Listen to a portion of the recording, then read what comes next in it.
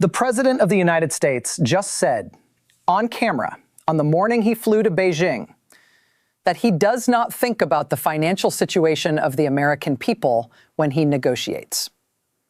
Not a rumor, not a clip taken out of context, his exact words. And today, as he lands in China to meet Xi Jinping, the war he launched 74 days ago has officially cost $29 billion.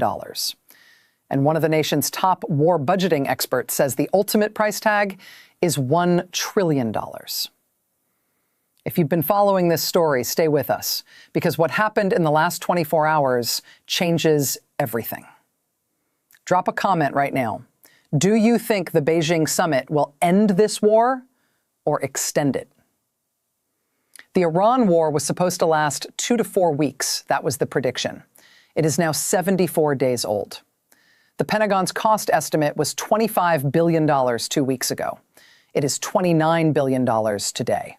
That is $4 billion in 14 days. At the current burn rate of approximately $390 million per day, the expert timeline to $1 trillion is not a political talking point.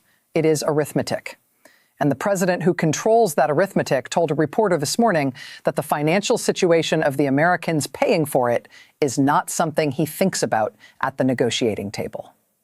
The most important thing, he said, is preventing Iran from getting a nuclear weapon, not the $4.52 at the pump, not the $284 every American household has absorbed since February 28th, according to Brown University's war cost tracker, not the $37 billion drained collectively from American wallets. The nuclear weapon, that's what matters. Everything else, your gas bill, your diesel prices, your grocery run, not something he thinks about. If that number just made your stomach drop, you're not alone. And we need you to share this right now so others understand what's actually happening. Here is where it gets more complicated. Trump flew to Beijing this morning, calling Xi Jinping a friend.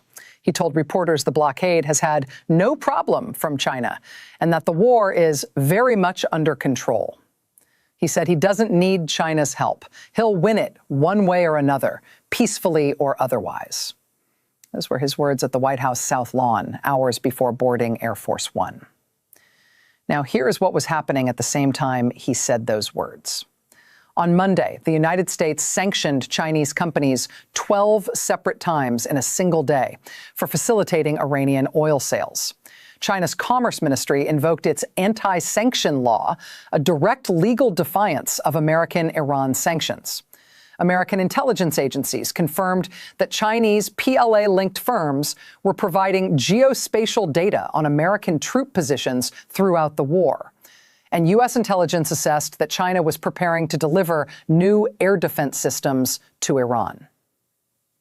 12 sanctions, a defiance law, troop position intelligence, air defense systems.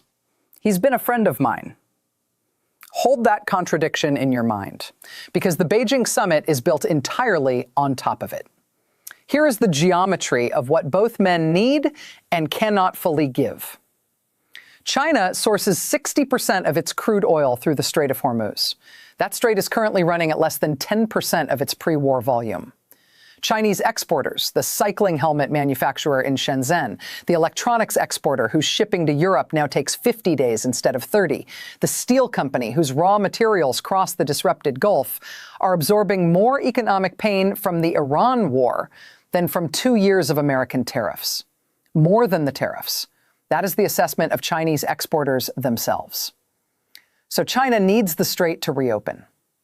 But China also buys 80% of Iran's oil at below-market prices.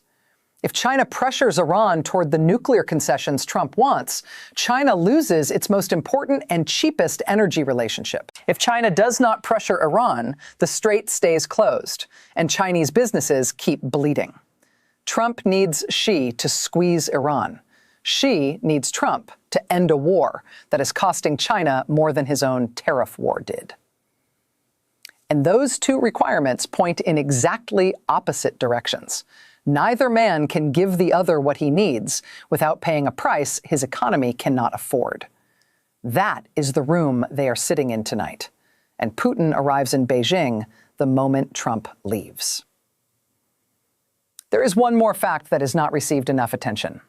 Iran's foreign ministry published a statement today, the same day Trump landed in Beijing, calling the United States and Israel, quote, professional liars who fabricated justifications for atrocity. That is Iran's official diplomatic posture on the morning of the summit, whose central ask is that China pressure Iran toward a nuclear deal. The country Trump flew to Beijing to pressure through China is simultaneously publishing atrocity allegations against America on the day of his arrival. The ceasefire that Trump's team described yesterday as being on, quote, massive life support has already survived more than 10 Iranian attacks on American forces, burning cargo ships off Qatar, drone strikes on Kuwait, and disabled Iranian tankers in the Gulf. Trump's own aides are now more seriously considering the option of resumed combat. And Trump lands tonight saying he has it very much under control. Iran is calling America liars. The ceasefire is on life support. China is being asked to pressure its cheapest oil supplier.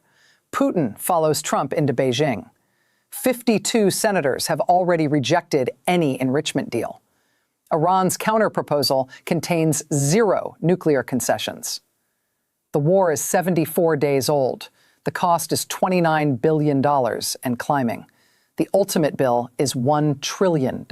And the president does not think about your financial situation when he negotiates.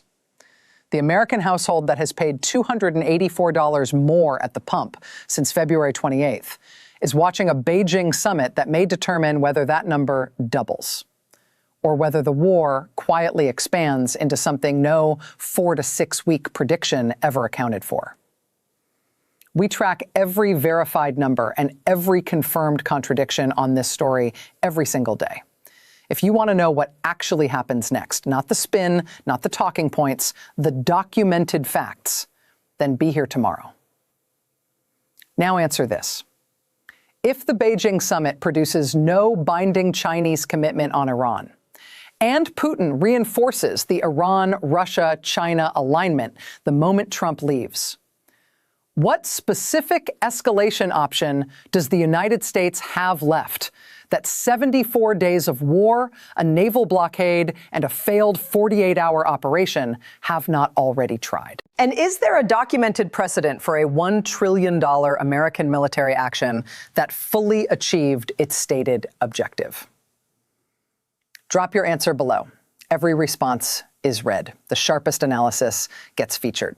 If this is the kind of reporting that cuts through the noise for you, subscribing takes 2 seconds, and it means you won't miss what comes next.